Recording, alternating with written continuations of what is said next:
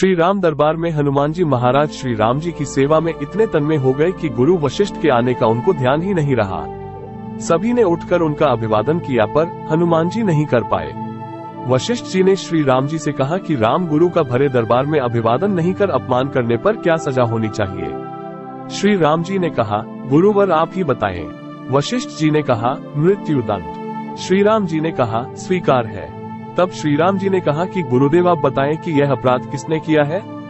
बता दूंगा पर राम वो तुम्हारा इतना प्रिय है कि तुम अपने आप को सजा दे दोगे पर उसको नहीं दे पाओगे। श्री राम जी ने कहा, गुरुदेव राम के लिए सब समान है। नहीं राम, मुझे तुम्हारे ऊपर पर संशय नहीं है पर मुझे दंड के परिपूर्ण होने पर संशय है। अतः यदि तुम यह विश्वास दिलाते हो कि तुम स्वयं उसे मृत्यु दंड अपने अमोघ बाण से दोगे तो ही मैं अपराधी का नाम और अपराध बताऊंगा। श्री राम जी ने पुनः अपना संकल्प व्यक्त कर दिया। तब वशिष्ठ जी ने बताया कि यह अपराध हनुमान जी ने किया है। हनुमान जी ने भी स्वीकार कर लिया। तब दरबार में राम जी ने घोषणा की कि कल सायंकाल सरयू के तट पर हनुमान जी को मैं स्वयं अपने अमोघ बाण से मृत्यु दंड दूंगा। हनुमान जी के घर जाने पर उदासी की अवस्था में माता अंजनी ने देखा तो चकित रह गई कि मेरा लाल महावीर अतुलित बल का स्वामी ज्ञान का भंडार आज इस अवस्था में। माता ने बार बार पूछा पर जब हनुमान चुप रहे तो माता ने अपने दूध का वास्ता देकर पूछा। तब हनुमान जी ने बताया कि ये प्रकरण हुआ है अनजाने में।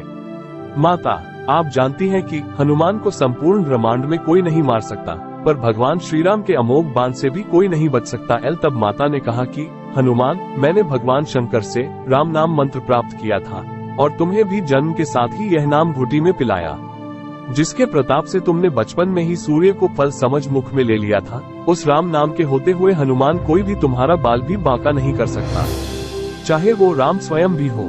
राम नाम की शक्ति के सामने राम की शक्ति और राम के अमोघ शक्तिबान की शक्तियां महत्वहीन हो जाएगी। जाओ मेरे लाल, अभी से सरयू के तट पर जाकर राम नाम का उच्चारण करना आरंभ कर दो। माता के चरण छूकर हनुमान जी सरयू किनारे राम राम राम राम रटने लगे। सायंकाल राम अपने संपूर्ण दरबार सहित सरयू तट आए। सबको कौतूहल था कि क्या राम हनुमान को सजा देंगे। पर जब श्री राम ने बार बार राम बाण अपने महान शक्तिधारी अमोघ शक्ति बाण चलाए पर हनुमान जी के ऊपर उनका कोई असर नहीं हुआ तो गुरु वशिष्ठ जी ने शंका जताई कि राम तुम अपनी पूर्ण निष्ठा से बाणों का प्रयोग कर रहे हो। तब श्री राम ने कहा, हाँ गुरुदेव, मैं गुरु के प्रति अपराध की सजा देने को अपने बाण चला रहा हूँ। उसमें किसी भी प्रकार की चतुराई करके मैं कैसे वही अपराध कर सकता हूँ। तो तुम्हारे बाण अपना कार्य क्यों नहीं कर रहे हैं। तब श्री राम ने कहा, गुरुदेव हनुमान राम राम राम की अखंड रट लगाए हुए है। मेरी शक्तियों का अस्तित्व राम नाम के प्रताप के समक्ष महत्वहीन हो रहा है। इससे मेरा कोई भी प्रयास सफल नहीं हो रहा है। आप ही बताएं गुरुदेव, मैं क्या करूं। गुरुदेव ने कहा, हे राम, आज से मैं तुम्हारे साथ तुम्हारे दरबार को त्याग कर अपने आश्रम जा रहा हूं, जहां राम नाम का निरंतर जप करूंगा। जाते जाते गुरुदेव वशिष्ठ जी ने घोषणा की कि हे राम, मैं जानकर मानकर ये घोषणा कर रहा हूँ कि स्वयं राम से राम का नाम बड़ा है। राम नाम महा अमोघ शक्ति का सागर है।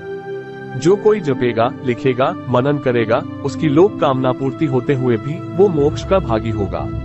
मैंने सारे मंत्रों की शक्तियों को राम नाम के समक्ष न्यूनतर माना है। तभी से राम से बड़ा राम का नाम माना जाता है। वो पत्थर भी तैर जाते हैं जिन पर श्री राम का नाम लिखा रहता है।